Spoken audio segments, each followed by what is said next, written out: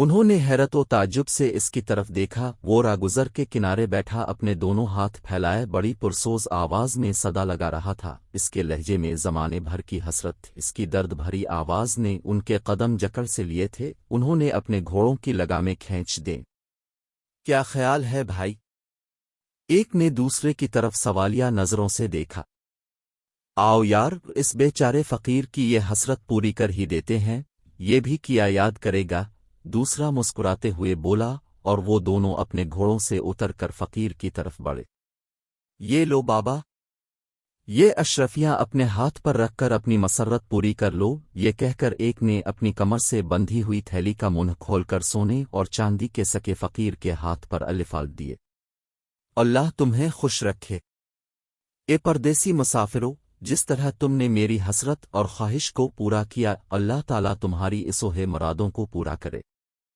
اشرفیاں دیکھ کر فقیر کی باچھیں کھل گئی تھیں، وہ بڑے اشتیاق اور محبت سے انہیں الٹ پلٹ کر دیکھ رہا تھا۔ لاؤ بابا، یہ اشرفیاں مجھے واپس کر دو، ہمیں ذرا جلدی ہے، ہم نے اپنے وطن لوٹنا ہے، ہمارا ابھی بہت سا سفر باقی ہے۔ جب کافی دیر تک وہ اشرفیوں کو یوں الٹ پلٹ کر دیکھتا رہا تو ایک نوجوان بولا، کیا کہا؟ یہ اشرفیاں میں تمہیں دے دوں؟ لو بھلا، میں اپنی اشرفیاں تمہیں کیوں دوں؟ فقیر اشرفیوں کو اپنے چوگ میں چھپاتے ہوئے بولا۔ کیا؟ وہ دونوں چلا الفاٹ ہے، ان کو چلانے کی آواز سن کر بہت سے راگیر بھی رک کر ان کی طرف دیکھنے لگے۔ دماغ تو نہیں چل گیا آپ کا؟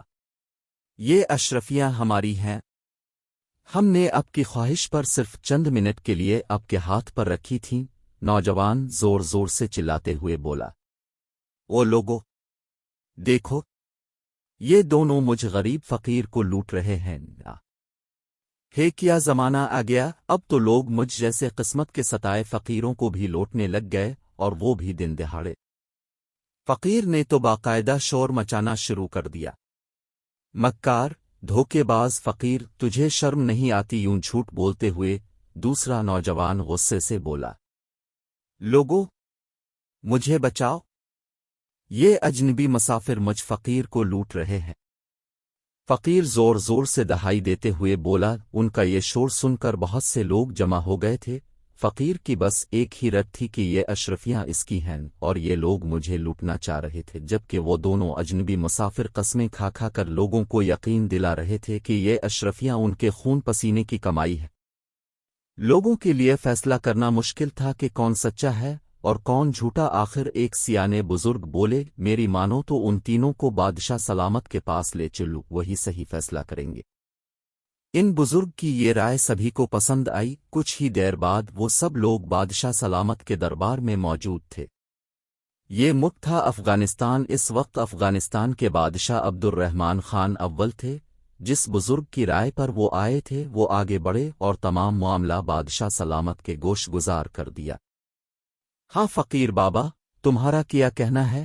تمام بات سن کر بادشاہ سلامت نے فقیر سے پوچھا، حضور، یہ اشرفیاں میری ہیں، میں نے بھیک مانگ مانگ کر ان کو جمع کیا ہے، اور اب یہ پردیسی الفا چکی مجھ سے، وہ میری جمع پونجی چھین لینا چاہتے ہیں۔ جاری ہے۔